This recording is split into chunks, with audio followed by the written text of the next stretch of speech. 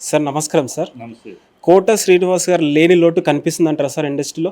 ఖచ్చితంగా దాంట్లో ప్రశ్న లేదు. ఇప్పుడు కోటా శ్రీనివాసరావు అనే నటుడు ఈ తెలుగు చలనచిత్రంకి అందిన ఒక ఆణిముత్యం. ఒక ఎస్వి రంగారావు, ఒక నాగభూషణం, ఆ తర్వాత అంతటి వర్సటైల్ నటుడు కోటా శ్రీనివాసరావు.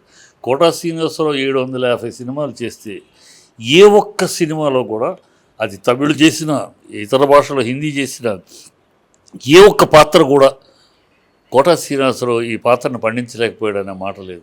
అది ఏ పాత్ర వేసినా అలా పండించేవాడు. అతనితోటి నా జర్నీ ఫస్ట్ మా ఊరి దేవత సినిమా, నేను కోడేటర్ ఆ సినిమాకి ఇక్కడ హైదరాబాద్లో షూటింగ్ పెట్టాం.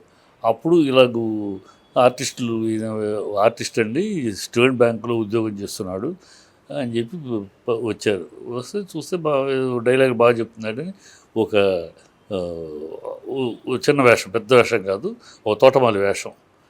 ఆ తోటమాలి వేషం 2-3 సీన్లోనే అదరగొట్టాడు.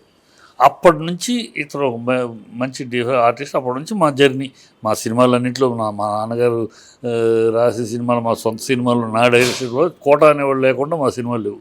అట్లా ఏదో 70లో దేశం ఉండే మనుషులే మంచిని పెంచలాగా ఈయన ఎంటర్ అయినాక ఎందుకంటే అంత ఎందుకు ప్రేమించేవాళ్ళం అంటే, అనుకున్న ఒక పాత్ర, ఒక దర్శకుడు, ఒక రచయిత ఒక పాత్రని మలిచినాక ఆ పాత్రకి జీవం పోసేది నటుడే.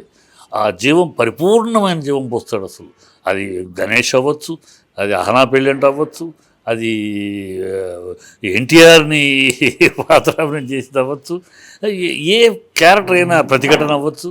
అసలు ఇప్పటికీ కళలో నిధులుతూ ఉంటాయి కోట కొన్ని డిఫరెంట్ పాత్రలు.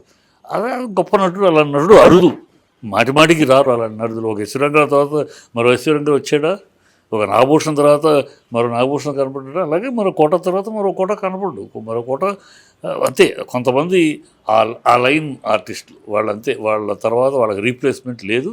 ఆ లోటు ఖచ్చితంగా ఇండస్ట్రీకి ఉంటుంది. Okay sir. ఇప్పుడు కోట శ్రీనివాస్ గారి ఫ్యామిలీకి ఇండస్ట్రీ నుంచి ఎలాంటి సపోర్ట్ ఉండబోతుంటారు? అవసరం లేదమ్మా, సపోర్ట్ ఏం అవసరం, సానుభూతి తప్పితే వాళ్ళకే. శుభ్రంగా కోట శ్రీనివాసరావు శుభ్రంగా సంపాదించాడు, అన్నీ ఉన్నాయి. ఆ కుటుంబంలో ఉన్న సమస్యకి ఎవరు ఏమి చేయలేరు. ఆ కోట శ్రీనివాసరావు భార్య కాస్త మతిస్థిమిత లేదు, కొడుకు చనిపోయాడు, కూతురికి కాలు ఏదో ఇది. సో ఈ ఎవరు చేయగలిగేది లేదు. ఆస్తులు సంపాదించాడు శుభ్రంగా. అదే కోట కూడా చాలాసార్లు బాధపడేవాడు. నాకు తనతో చాలా సోదర అని మాట్లాడుకుంటూ ఉండేవాళ్ళం. చాలాసార్లు భగవంతుడు అన్నీ ఇచ్చాడు, కీర్తి ప్రతిష్టలు, డబ్బులు అన్నీ ఇచ్చాడు. అదే టైంలో నాకు ఈ శోకం కూడా ఇచ్చాడు, కష్టాలు కూడా ఇచ్చాడు. అంటే ఇంటికి వెళ్తే అతనికి ఎవరికైనా అంతే కదా, ఇంట్లో భార్యకి ఎట్లాగూ, కూతురికి ఎట్లాగూ, అల్లుడు కొడుకు చచ్చిపోయి వయసుకు వచ్చిన కొడుకు, మంచి ఫామ్కి వచ్చిన కొడుకు చనిపోవటం, దిగాలు. అతను ఈనాళ్ళు షూటింగ్లో ఉన్నప్పుడు ఎలా మర్చిపోయి షూటింగ్ చేసి, ఇప్పుడు కొంచెం షూటింగ్లు తగ్గినాక ఈ మధ్యకాలంలో కాస్త అప్పుడప్పుడు పిలవటం, వచ్చి కూర్చుని రా కొంచెంసేపు మాట్లాడుకుందాం సరదాగా, అలా పిలవటం, వెళ్ళటం, ఉండి జరిగేది అనుకో. అతను ఆ లోటు ఎవరు తీర్చలేదు. సినిమాల్లో అతని కుటుంబానికి సానుభూతి చెప్పడం తప్పితే వాళ్ళకి అండగా ఉండాల్సిన అవసరం లేదు. అండ మిగతా అన్నీ ఉన్నాయి.